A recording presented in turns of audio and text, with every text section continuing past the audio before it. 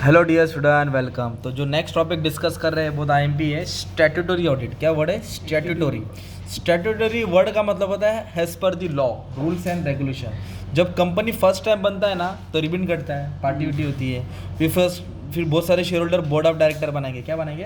तो फिर board of director ना जो फर्स्ट मीटिंग होती है ना कंपनी, उसको बोलते हैं स्टैट्यूटरी मीटिंग। क्या बोलेंगे? और फर्स्ट मीटिंग में फिर कंपनी ऑडिटर को बनाता है। किसको बनाता है? जो फर्स्ट ऑडिट होता है ना उसको बोलते हैं स्टैट्यूटरी ऑडिट। क्या बोलते हैं उसको? और कंपलसरी करना ही पड़ता है। ठीक है, it is a audit which is compulsory under the law. Appointment of auditor, auditor को बनाना, रिमूवल निकालना, पगार, राइट, ड्यूटी, कर्जा और govern as per the provision, मतलब रूल्स एंड रेगुलेशन। किसके साथ होता है? Rules and rule. Scope of audit work and all other terms are laid down by the law. जो भी उसका काम है रूल्स के हिसाब से होगा। It can be conduct only by a qualified CA. जो चार्टर्ड अकाउंटेंट है क्वालिफाइड वही करेगा। और ये एक ही ऑडिट होता है, फर्स्ट टाइम होता है। तो ऑडिटर कंपलसरी इन फॉलोइंग के थे। अगर कोई कंपनी रजिस्टर है अंडर इंडियन कंपनीज एक्ट 2013 तो उसको ये स्टैट्यूटरी ऑडिट करना ही पड़ता है। बैंकिंग कंपनी इसको भी करना पड़ेगा, इंश्योरेंस कंपनी इसको भी करना पड़ेगा, कोऑपरेटिव सोसाइटी भिड़े रहे है ना तारक मेहता, उसको भी करना पड़ेगा, चैरिटेबल ट्रस्ट, 4-5 नाम डाल दो ना। तो स्टैट्यूटरी ऑडिट क्या है? It is mandatory. मैंडेटरी माने compulsory. Audit must be qualified by CA. कौन करेगा? सीए। और कॉस्ट एंड वर्क अकाउंटेंट है ना, सीएफए करेगा। ऑडिटर मस्ट नॉट इंकर एनी प्रिस्क्राइब डिस्क्वालिफिकेशन। मतलब वो काम करते वक्त जो भी अपॉइंटमेंट ऑडिटर होता है, मतलब बनने के लिए जो जो ज़रूरत है क्वालिफिकेशन वो होना चाहिए। अगर वो चीज़ नहीं रहेगा तो उसको डिस्क्वालीफाई कर देंगे, ये प्रॉपर काम नहीं करेगा।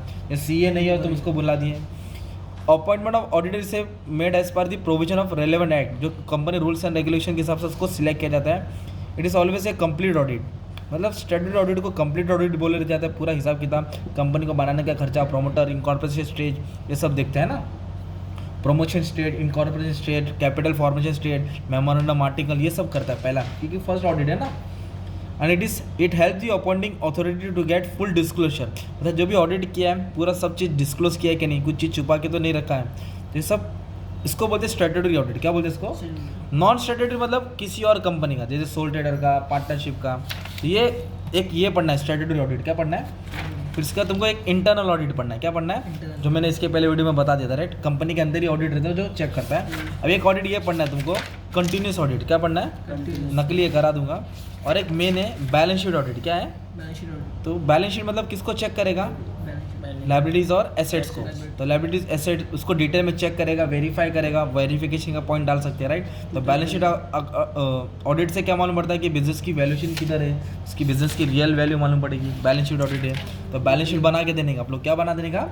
बैलेंस शीट बना देने का। बैलेंस शीट ऑडिट करने से मालूम पड़ता है कि इसमें कोई ऑल्टर नहीं किया है, चेंज नहीं किया है, डिसलोकेशन इधर की चीज़ उधर नहीं लिखेला है, प्रॉपर मतलब कोई लिंकिंग का प्रॉब्लम नहीं है, मतलब ये कंटिन्यूस चेक होते जा रहा है, ज़्यादा खर्चा नहीं आता है। और इससे बराबर फिगर चेक करते हैं, अमाउंट चेक किया जाता है।